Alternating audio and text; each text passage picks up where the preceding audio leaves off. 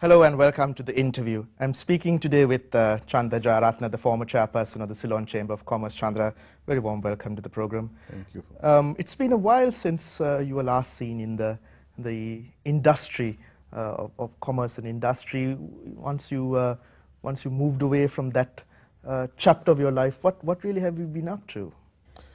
Well, it's mostly connected with social good. I develop village leaders on my own. Yeah.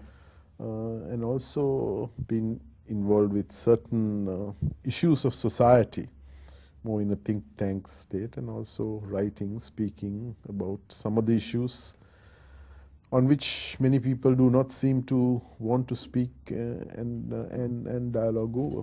And some of those issues we'll be talking about in the program as well. But did you feel that this is a new chapter in your life that you couldn't really address your attention to when you were, say, more busy with other work?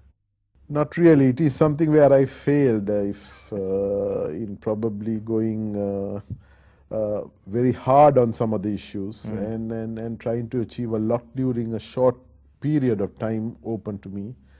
A regime which I thought was possibly more positive, but having learned those lessons, there are more strategic, timely, and small wins that can grow into a big river of the future rather than a big gush of wind that I was looking for earlier. And you're more contemplative and philosophical in these years as maybe the idealism of the past in comparison, or what's happened? More learned from my grey hairs that there are things that should be done. Yeah.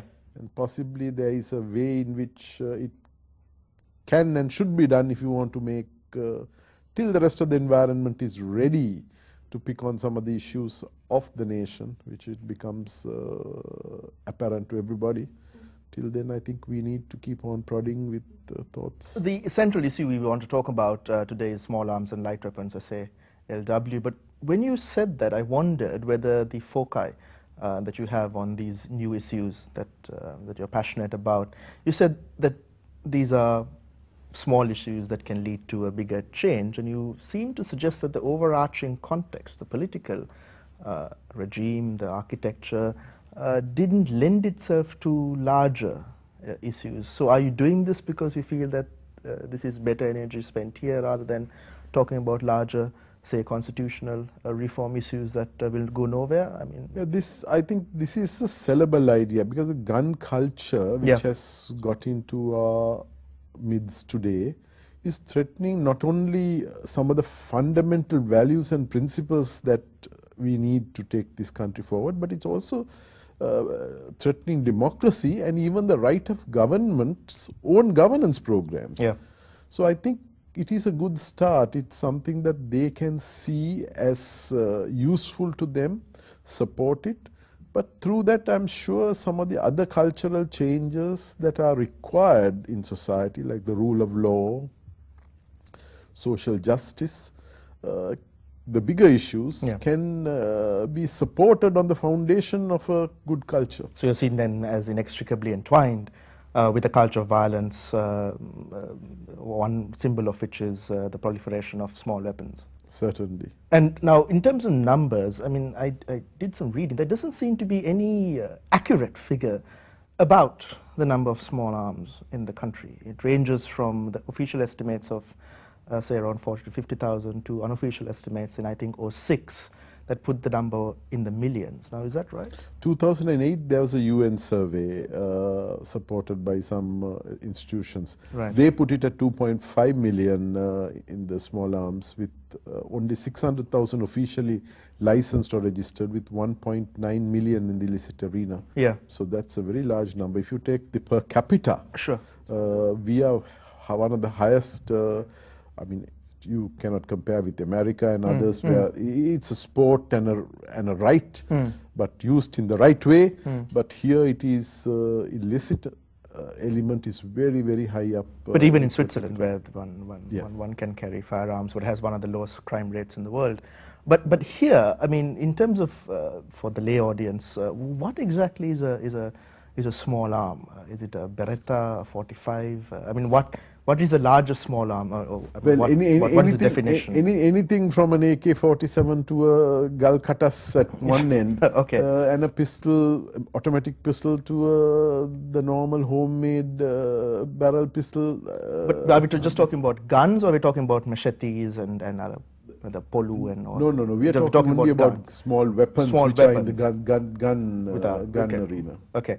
And in terms of the millions that you said are now in the hands of individuals unauthorized, this has occurred over the past 30 years during conflict, mostly, is it?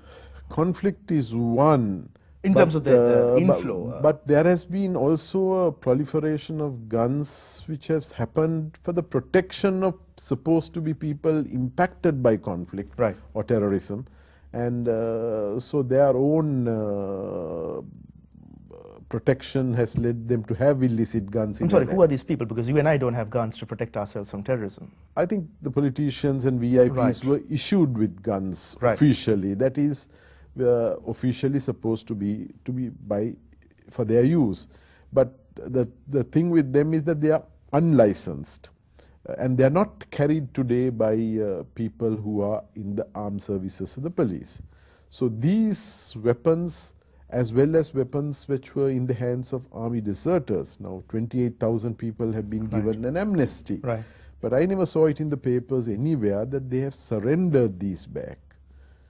The other real worry is this, the recent incidents where people who are in custody are taken, or in remand prison are taken to go and examine where they have hidden guns, and they are killed. So, which means that there is a lot of guns somewhere, if these police Stashes reports are correct. Right. And I believe that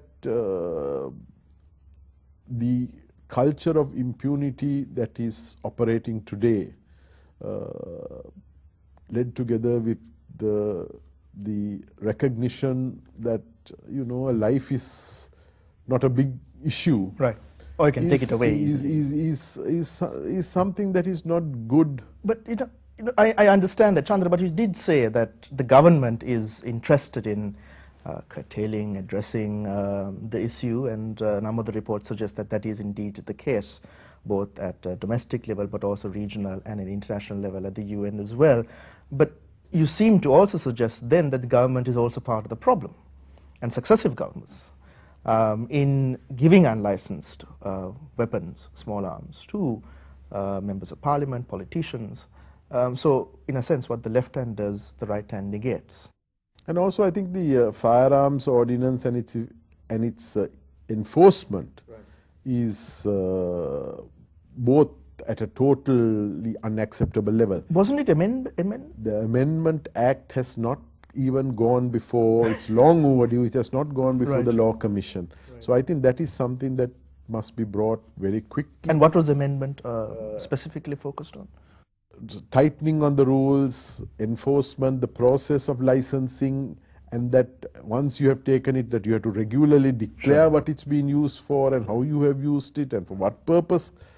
And also I think the recent days we must start questioning whether there is a need for some of these guns, specifically in the hands of civil defense staff, if there is no terrorism, and we now have a very capable army and a police force. Why do we need to arm others? The other issue is, will this free availability lead to Sri Lanka becoming a transit point? A weapons market of sorts. Because this whole region is full of conflict. And we know that LTTE had its sources of getting them in. If there were supposed to be such sources, I'm told that recently arrested people are vomiting out information. Now, those must lead to some kind of positive action, not only against those, but to take away from society those illicit and to close up those opportunities for transport. What